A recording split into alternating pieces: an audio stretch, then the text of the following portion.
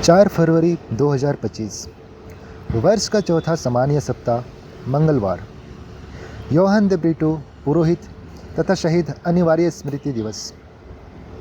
पहला पाठ पहला कुरिन्थियों अध्याय 9 पद संख्या 19 से 27।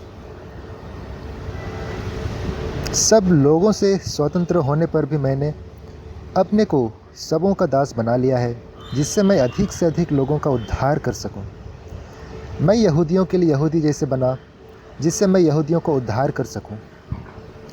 जो लोग संहिता के अधीन हैं, उनका उद्धार करने के लिए मैं संहिता के अधीन जैसा बना, यद्यपि मैं वास्तव में संहिता के अधीन नहीं हूँ। जो लोग संहिता के अधीन नहीं है, उनका उद्धार करने के लिए मैं उनके जैसा बना, यद्यपि मैं मसीह के संहिता के अधीन होने के कारण मैं वास्तव में ईश्वर के संहिता से स्वतंत्र नहीं हूँ। मैं दुर्बलों के लिए दुर्बल जैसा बना, जिससे मैं उनका उद्धार कर सकूं। मैं सबके लिए सब कुछ बन गया हूं, जिससे किसी न किसी तरह कुछ लोगों को उद्धार कर सकूं। मैं यह सब सुसमाचार के कारण कर रहा हूं, जिससे मैं उसके कृपा दानों का भागी बन जाऊं। क्या आप लोग यह नहीं जानते कि रंगभूमि में तो सभी प्रतियोगी दौड़ते हैं, किंतु पुरस्कार एक को ही मिलता है? आप इस प्रकार दौड़े कि पुरस्कार प्राप्त करें। सब प्रतियोगी हर बात में संयम रखते हैं। मैं नश्वर मुकुट प्राप्त करने के लिए ऐसा करता हूँ, जबकि हम अनश्वर मुकुट के लिए वे नश्वर मुकुट प्राप्त करने के लिए ऐसा करते हैं, जबकि हम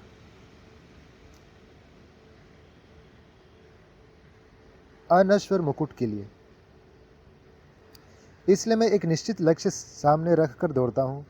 मैं ऐसा मुक्केबाज हूँ जो हवा में मुक्का नहीं मारता और अपने शरीर को कष्ट देता हूँ और उसे वश में रखता हूँ। कहीं ऐसा न हो कि दूसरों को प्रवचन देने के बाद स्वयं मैं ही ठुकरा दिया जाऊँ। यह प्रभु की वाणी है। ईश्वर को धन्यवाद। संत यूहन्ना के अनुसार आज का पवित्र सुसमाचार अध्याय 12 पद संख्या 20 से 32। जो लोग पर्व के अवसर पर आराधना करने आए थे, उनमें कुछ यूनानी थे। उन्होंने फिलिप के पास आकर यह निवेदन किया कि महाशय, हम ईसा से मिलना चाहते हैं। फिलिप गलीलिया के बेतसैदा का निवासी था। उसने जाकर अंद्रियास को यह बताया और अंद्रियास ने फिलिप को साथ ले जाकर ईसा को इसकी सूचना दी। ईसा ने उनसे कहा, वह समय आ गया है जब मानव पुत्र महिमान्वित किया जाएगा। मैं तुम लोगों से यह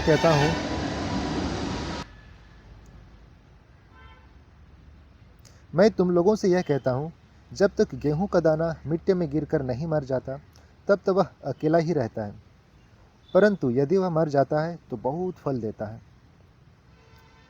जो अपने जीवन को प्यार करता है, वह उसका सर्वनाश करता है, और जो इस संसार में अपने जीवन से बैर करता है, वह उसे अनंत जीवन के लिए सुरक्षित रखता है। यदि कोई मेरी सेवा करना चाहता है, तो वह मेरा अनुसरण करे। जहाँ मैं हूँ, वहीं मेरा सेवक भी होगा। जो मेरी सेवा करेगा, मेरा पिता उसको सम्मान प्रदान करेगा। अब मेरी आत्मा व्याकुल है। क्या मैं यह कहूँ, पिता, इस घड़ी के संकट से मुझे बचा, किंतु इसलिए मैं तो इस घड़ी तक आया हूँ। पिता, अपनी महिमा प्रकट कर।